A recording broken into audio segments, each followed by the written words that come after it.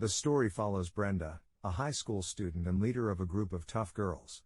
When her deaf sister Heather is brutally assaulted by a gang called the Scars, led by Jake, Brenda becomes determined to take justice into her own hands.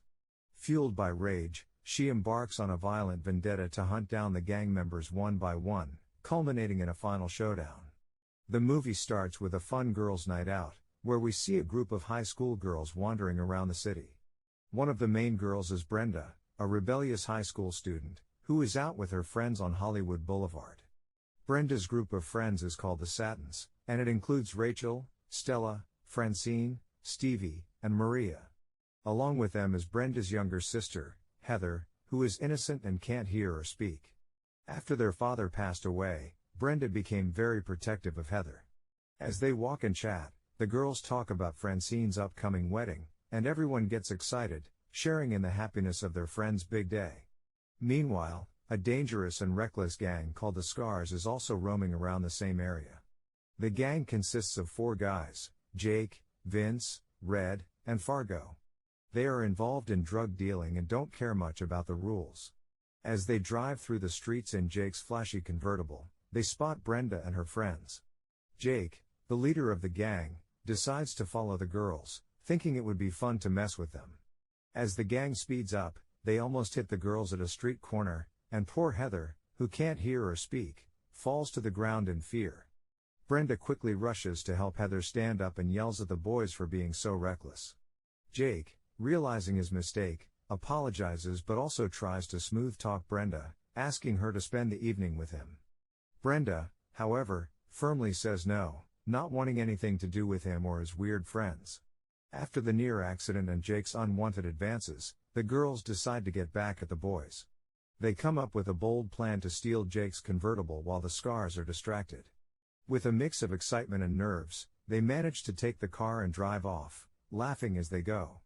Not stopping there, the girls take the prank further. They fill the convertible with garbage, stuffing it with old trash bags, fast food wrappers, and anything they can find. After making a real mess of the car, they abandon it in the middle of the street, proud of their little revenge. When Jake and his gang discover what the girls have done, they are furious. Embarrassed and angry, the boys immediately start plotting their own revenge, determined to get back at Brenda and her friends for humiliating them. One day, as Jake and his gang hang around the school, they start causing trouble by harassing a student. They push and tease the boy, trying to show off their power. However, their antics are soon interrupted when the school principal arrives. He's had enough of their behavior and warns them to leave the premises immediately or he'll call the police. Reluctantly, Jake and his gang back off, but it's clear they're not done with their revenge plan. Meanwhile, inside the school gym, the girls are in the middle of a physical training session with their instructor.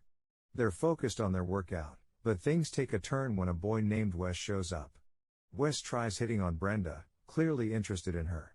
He flirts and tries to get her attention, but Brenda isn't impressed. She's not interested in Wes and brushes off his advances, choosing to focus on her workout instead. Just then, Wes's girlfriend, Cindy, storms into the gym. She sees Wes flirting with Brenda and immediately gets furious. Mistaking Brenda's indifference for interest, Cindy accuses her of trying to steal Wes away. Her anger boils over, and she confronts Brenda, creating a scene in front of everyone. Brenda, however, remains calm, not wanting to escalate the situation. As the girls wrap up their physical training session, the instructor reminds them to hit the showers. Everyone starts heading toward the locker room, but Brenda lags behind for a moment. She stops when she notices her younger sister, Heather, who has just arrived at the school to see her. Heather, smiling sweetly, holds out a small gift for Brenda. She hugs Heather warmly and thanks her, clearly touched by the thoughtfulness of her little sister. Brenda gently asks Heather to wait right there while she goes to take a quick shower. As everyone leaves the gym and the area gets quieter, Red, one of the gang members, shows up. He sees Heather standing alone, waiting for Brenda. Red, noticing how innocent and sweet Heather is, decides to approach her.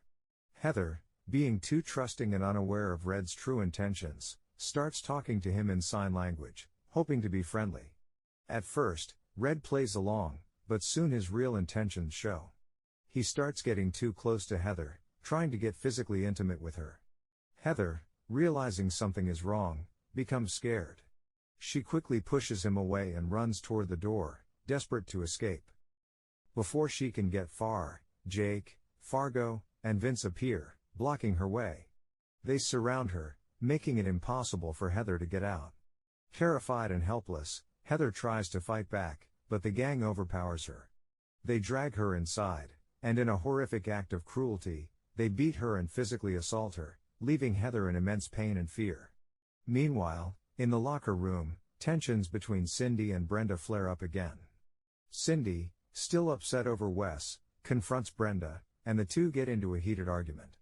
Before long, the argument turns into another catfight as they push and yell at each other.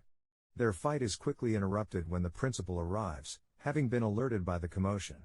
He sternly warns both of them that if they get into another fight, they will be suspended from school. Realizing the seriousness of the situation, both girls agree to stop, though the tension between them is still unresolved. After their meeting with the principal, Brenda and her friends decide to go find Heather, who was supposed to be waiting in the auditorium. However, when they get there, Heather is nowhere to be found. They start searching, calling out for her, but there's no sign of her. Just as panic begins to set in, one of the girls stumbles into the locker room and finds Heather lying unconscious on the floor in a miserable state. The sight of Heather's bruised and broken body sends shockwaves through the group. One of the girls screams out in shock, and they quickly rush to help her. They call for help and immediately take Heather to the hospital. Later, in the hospital, the doctor informs them that Heather has fallen into a coma due to severe trauma.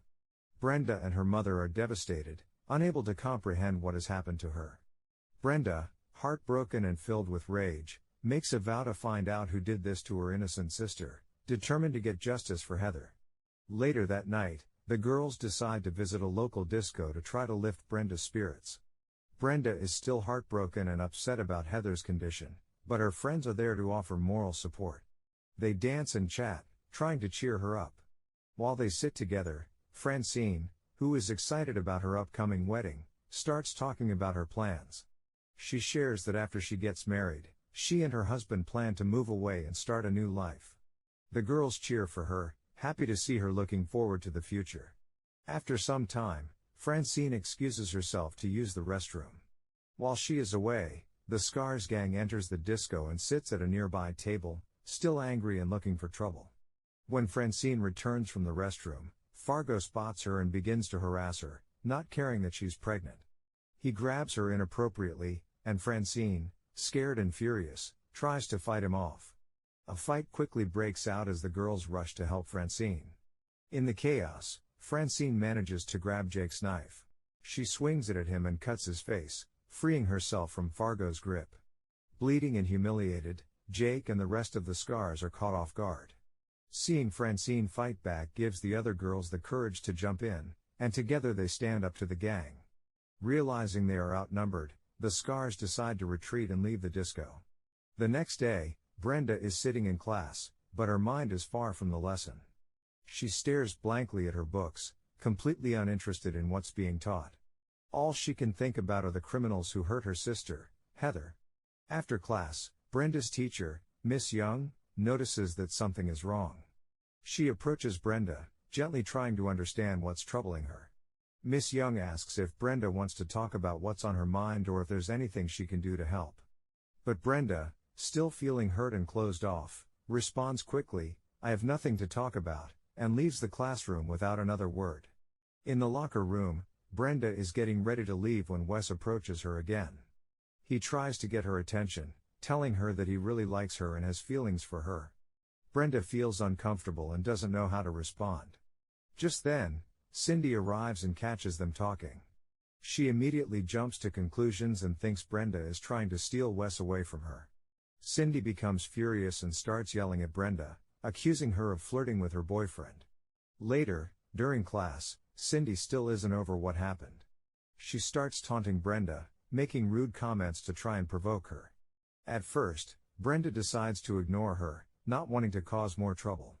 But then, Cindy crosses the line and makes an awful remark about Heather, mocking Brenda's sister. That's when Brenda can't hold back anymore, and they get into another fight right there in the classroom. The fight quickly escalates, and soon the principal is called to handle the situation. This time, he's had enough of their constant fighting.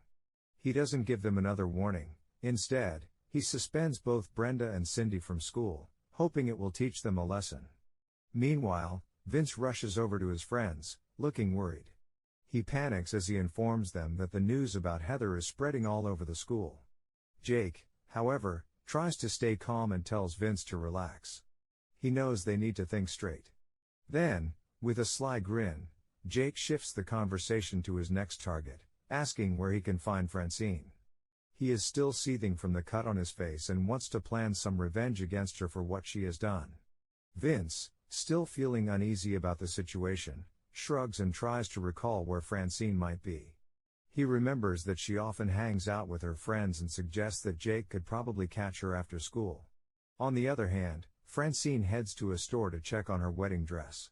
She is excited as she tries on the dress for her upcoming wedding, admiring how beautiful it looks on her. However, while she is lost in her thoughts about the wedding, she doesn't realize that the scars are nearby, watching her every move. As Francine leaves the store, she suddenly notices that the scars are stalking her. They start chasing her through an industrial area of the city, where there are abandoned buildings and dark alleys.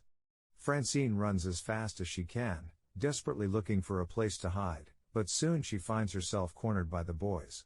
Feeling terrified, Francine begs them not to hurt her, her voice trembling with fear.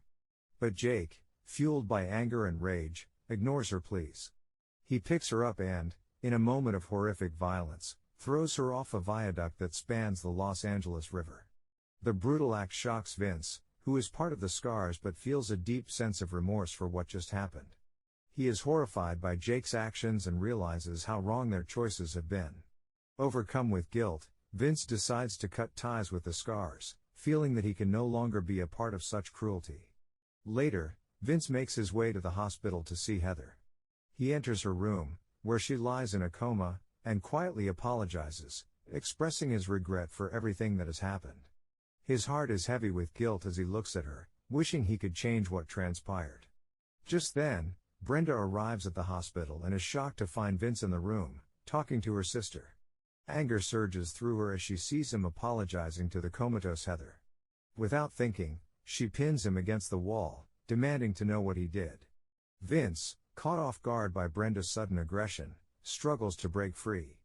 He manages to push her away and runs out of the hospital room, fleeing down the hallway. That night, an enraged Brenda visits a weapons store, where she purchases a crossbow and several bear traps. Then, she ventures into a sparsely populated section of the city, where she locates the scars near an abandoned textiles warehouse. Meanwhile, Jake is suspicious of Vince and thinks that he might open his mouth to someone. So, he decides to end his life. He tells Fargo and Red to stay at the warehouse while he goes after Vince. He finds Vince taking some loan from a friend and hits him with his car. This kills Vince and Jake escapes with the money. On the other hand, Brenda arrives at the warehouse. Brenda taunts Fargo and Red, luring them into the warehouse, where she kills Fargo by shooting him through the neck with a crossbow, before dispatching Red by snapping a bear trap over his throat. Then, she waits for Jake to come back. When he returns, he finds Fargo and Red's corpses in the warehouse. He is shocked by this and decides to look around. Then, Brenda calls out to him and Jake gets mad to realize that she killed his friends. He attempts to shoot Brenda with a pistol, but she incapacitates him by shooting him with a crossbow and trapping him with a rope around his ankles which hangs him upside down. Brenda then tortures the defenseless Jake by stabbing him with a hunting knife, but he manages to free himself and attacks her. Jake chases Brenda, cornering her inside a paint store. While the store's burglar alarm blares, Brenda douses Jake with flammable paint before setting him on fire. Police arrive as the engulfed Jake stumbles out of the store and dies. Sometime later, Brenda, Heather, and the surviving members of the Satins visit Francine's grave. Brenda laments, "At least we made things right," to which Stevie responds, "No, Brenda, you made things right." This is where the movie ends. If you liked the video, don't forget to hit like and subscribe to our channel for more amazing recaps. Remember to subscribe and turn on notifications, so you can watch more movies like this. Thanks for watching.